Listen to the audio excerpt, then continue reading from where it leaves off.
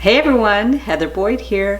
I just want to thank everybody for their amazing participation in the 10-day drawing challenge. I want to give a big thank you to Kat for motivating me to get on the 10-day challenge. I have such fun with these challenges. I always learn some new ideas and new techniques.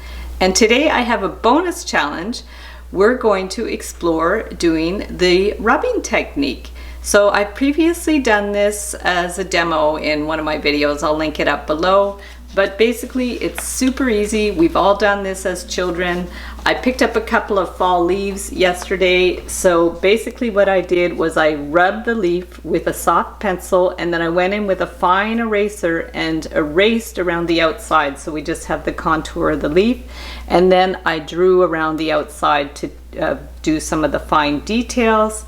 And I also did a colored one where I did the same thing. I rubbed on the graphite, erased the outside, and then I highlighted it. So yeah, you guys can grab any textures you want and do some rubbing. You can collage pieces together. You can have fun with it. And I can't wait to see what you create.